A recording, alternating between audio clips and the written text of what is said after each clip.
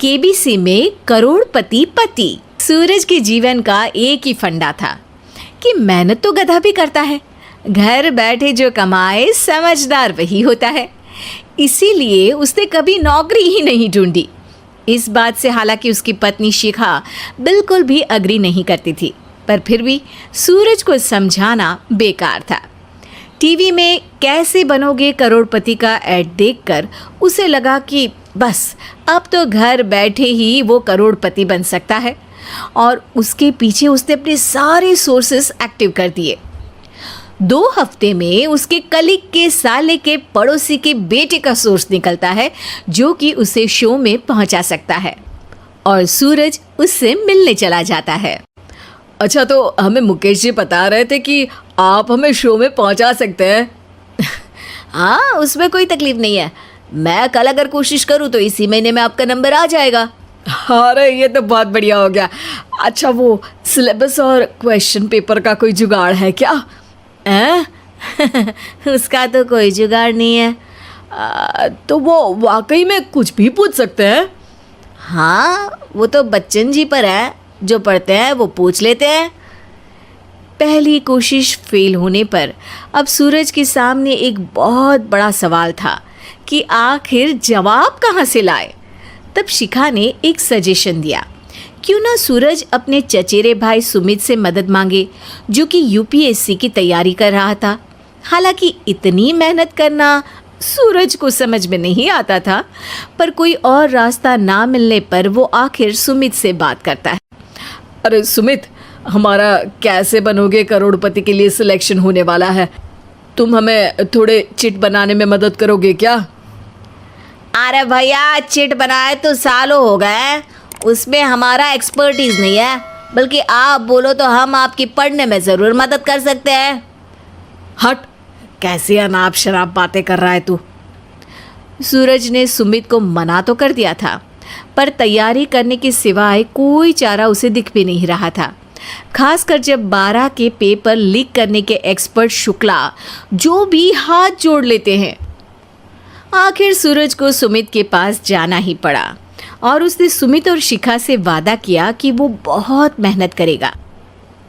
1 महीने की तैयारी के बाद फाइनल हुआ कि शो से 1 हफ्ते पहले एक ट्रायल खेला जाएगा, जहां पर सारे रिश्तेदार ऑडियंस की जगह पर होंगे और शिखा सवाल पूछेगी। दूर दराज से भी रिश्तेदार आकर हाजिर हो गए देखने कि आखिर कैसे बनेगा सुमित करोड़पति।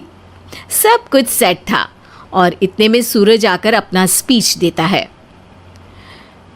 ये 1 महीना मेरे लिए आसान नहीं था, पर अपने भाई सुमित और अपनी पत्नी शिखा की मदद से मैं इतनी दूर पहुंच पाया हूं।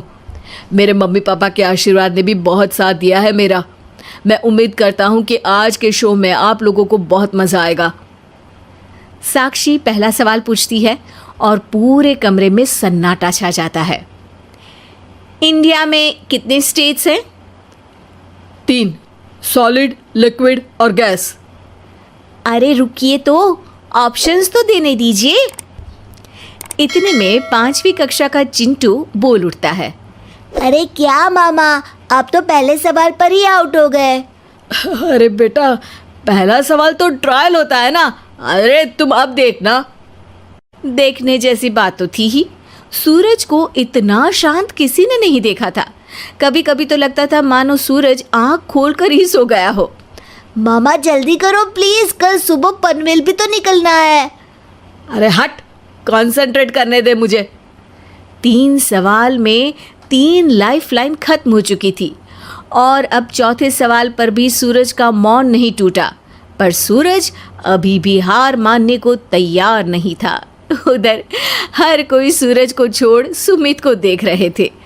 आखिर सुमित ने ही तो पढ़ाया था सूरज को। गजब बेइज्जती है यार। अरे बेटा, तो बाप का, दादा का, भाई का, सबका नाम बुड़वाएगा। अरे 3 लाइफलाइन ले ली तो भी तेरा कुछ नहीं होना है। अरे कोई इतनी बात करता है क्या शो पर? अरे बेटा, शो पर तेरे जैसे भी तो नहीं आते ना। सूरज की ये जंग आखिर 1 घंटे बाद 5वें सवाल पर खत्म हो गई, जब उसने इंडिया के नेशनल बर्ड का नाम कहा, कौवा। अरे बेटा, मज़ा तो बहुत आया, बस थोड़ा टाइम पर ख़त्म होता तो आनंद भी आ जाता। ताने बारिश के बूंदों की तरह बरस रहे थे और सूरज को भी समझ आ रहा था कि ये करोड़पति बनना शायद उसके बस के बाहर की बात है। पर वो आखिर ये बात मान कैसे लेता? वो सख्त लौंडा जो ठहरा, उसने सोचा कि बेइज्जती तो हो ही चुकी है, पर अगर मैं हार नहीं मानूं तो शायद कुछ हो सकता है। शिखा, तुम देखना, असली शो में आग लगा दूंगा, आग, करोड़पति बनूंगा मैं। हाँ, सब्जियां खत्म हो गई है घर पे, ले आओ। पहले पति बन जाओ, फिर करोड़पति बनना। अरे गजब बेइज्जती है यार। बेटा, अभी तो घर पर ही हुई है, 1 हफ्ते में तो तुम देश के सामने करवा कर आओगे। वैसे जब टीवी पर जाओ ना तो बस अपने मम्मी का ही नाम लेना, ठीक है? कोई पूछे तो बोलना कि पापा नहीं है मेरे। अरे पढ़ाई की, पेपर निकलवाए, इतने सारे लोगों को खाना खिलवाया, क्या फ़र्क पड़ा? इसीलिए मैं कहता हूँ कि मेहनत तो गधा भी करता है, घर बैठे जो कमाए वही सिकंदर। लेकिन मामा, गधे भी जानते हैं कि हमारा राष्ट्रीय पक्षी मोर है।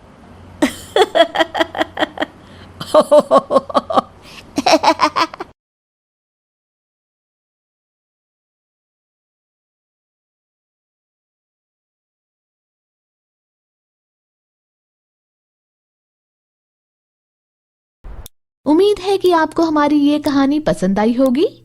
कृपया हमारे चैनल को सब्सक्राइब करें और सभी अपडेट्स के लिए बेल आइकन जरूर क्लिक करें। और हाँ, वीडियो लाइक और शेयर करना मत भूलिएगा। Bye bye.